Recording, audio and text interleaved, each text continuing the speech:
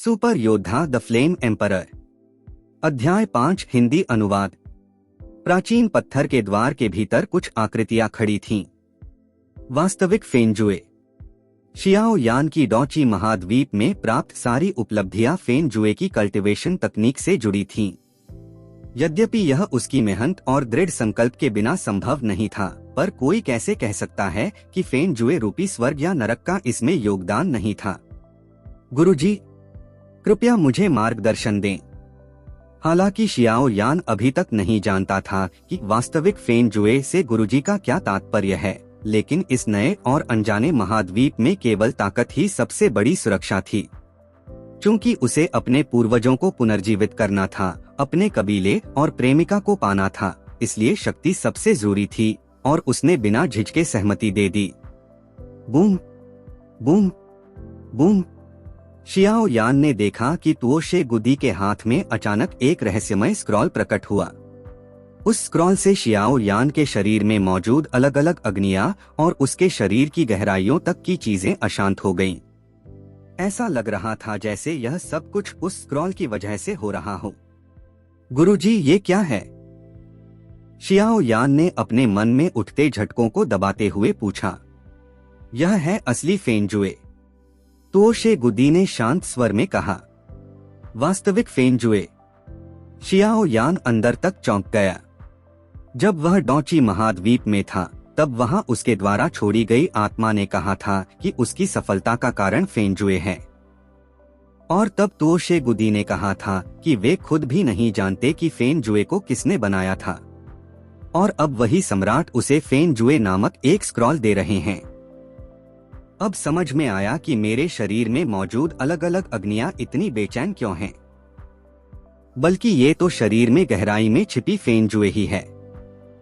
Xiao यान को अब महसूस हुआ कि जो फेनजुए उसने अब तक सीखी थी वह अधूरी थी, और अब गुरुजी के पास सबसे पूर्ण फेनजुए है।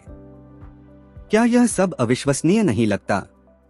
प्राचीन सम्राट तुओशे मुस्कुराते हुए बोले, मानो शियाओ यान के हर विचार को पढ़ रहे हों। डॉची महाद्वीप में जो आत्मा छोड़ी गई थी वह तब की थी जब मैं डॉदी बना ही था। तुमने मेरी अग्नि की शक्ति तो पाई, लेकिन पूरी फेनजुए नहीं पाई। हजारों सालों बाद मेरी यादें अधूरी रह गई थीं, इसलिए बहुत कुछ नहीं बता पाया। और मैं अब वह आत्मा हूँ जो मैंने इस संसार में सोने से पहले छोड़ी थी, पूरी स्मृति के साथ। तुओशे गुदी ने धीरे से समझाया। अब शियाओ यान को सब समझ में आ गया। जब उसने डॉची महाद्वीप की गुफा में विरासत प्राप्त की थी, तब सम्राट के शब्द अधूरे क्यों थे? क्योंकि उस आत्मा की स्मृति अधूरी थी।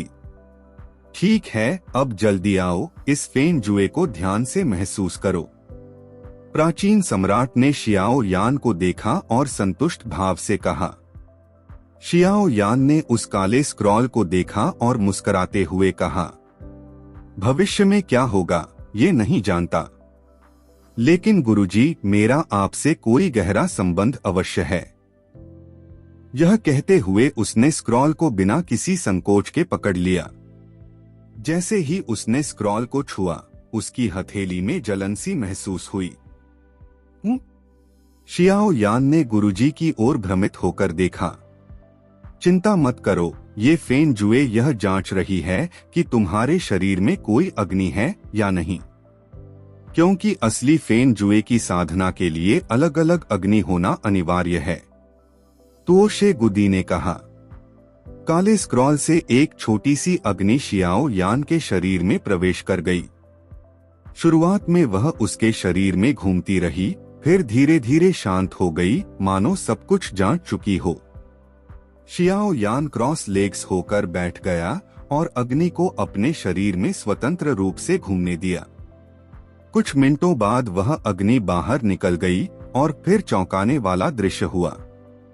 शियाओ यान के हाथ में मौजूद स्क्रॉल से प्रकाश फूट पड़ा और एक ऐसी आभा प्रकट हुई जिससे स्वयं तुओशे गुदी और गोल्डन ड्रैगन किंग की आंखों में भी आंसू छलक आए। उसी क्षण एक संदेश शियाओ यान के मन में उभरा। यह तकनीक फेनजुए कहलाती है। यह 6 स्तरों में विभाजित है। 1 फेन जुए नींद जलाना, 2 फेन जुए आत्मा जलाना, 3 फेन जुए शरीर जलाना, 4 स्वर्ग को जलाना, 5 पृथ्वी को जलाना, 6 ईश्वर को जलाना, स्वयं एक संसार बन जाना। यह एक ऐसे ईश्वर द्वारा बनाई गई साधना तकनीक है जो इसका सबसे बड़ा गर्व है। इसका मूल्य अनमोल है। जो इसे प्राप्त करता है उसे स्वर्ग और नरक दोनों के रास्तों से गुजरना होता है। आशा है कि जो इसे पर शियाओ यान के सामने शून्य में एक चिन्ह उभरा, वही चिन्ह जो उसके शियाओ कबीले का पूर्वज चिन्ह था। मुझे लगता है तुमने भी यह चिन्ह महसूस किया होगा। मैं बस इतना कह सकता हूँ, फेन जुए का निर्माता तुम्हारे शियाओ कबीले से गहरा जुड़ा हुआ है। लेकिन अगर तुम अपने कबीले को खोजना चाहते हो तो तुम्हें और अधिक शक्तिशाली बनना होगा। सम्राट ने कहा, मुझे यह सब जानना ही होगा। शियाओ यान के मन में कई प्रश्न उमड़ने लगे। उसके कबीले का क्या हुआ? उनका डौदी रक्त कैसे गिर गया? वे लोग कहाँ गए? परंतु अब सबका उत्तर केवल एक चीज में था, शक्ति। हाँ, अंत एक नई शुरुआत है। डोची महाद्वीप केवल एक निचली दुनिया है। जब शक्ति पर्याप्त हो तब ऊपरी दुनिया का द्वार खुलता है। मैं स्वयं इसी प्रकार यहाँ आया। तुओशे सम्राट ने शांत स्वर में कहा, गुरुजी, क्या वह ईश्वर ही आपके गुरु थे? शियाओ यान ने अनुमान लगाया, तुम जो सोच रहे हो वह सत्य है। मैं एक अग्नि थी जो इस संसार में स्वतः उत्पन्न हुई। मैं नियम नहीं जानता था और बड़ी गलती कर बैठा, लेकिन सौभाग्य से गुरु से भेंट हुई। अगर वे न होते तो मैं आज यहाँ न होता। खैर, बहुत सी बातें अभी तुम्हें नहीं जाननी चाहिए। सम्राट के चेहरे पर भावुकता थी, आंखें नम थीं। अब जबकि तुमने असली फेन जुए प्राप्त कर ली है, मेरी इच्छा पूर्ण हुई। गुरु के जागने पर मैं उन्हें उत्तर दे सकूंगा। सम्राट ने गहरी सांस ली। लेकिन एक और कार्य है जो तुम्हें करना है, या कहो यही तुम्हारी शक्ति प्राप्त करने की राह होगी। गुरुजी का आदेश सर्वोपरि है, कृपया कहें।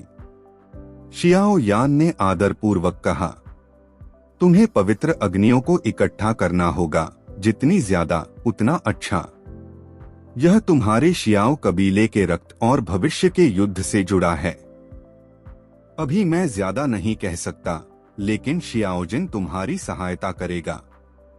और ध्यान रहे, जब तक तुम डोशेन स्तर तक नहीं पहुंचते तब तक अपने कबीले का चिन्ह कभी सक्रिय मत करना। शियाओ यान ने महसूस किया कि फेन जुए की ऊर्जा से उसके खून में हलचल है और गुरुजी झूठ नहीं कह रहे थे।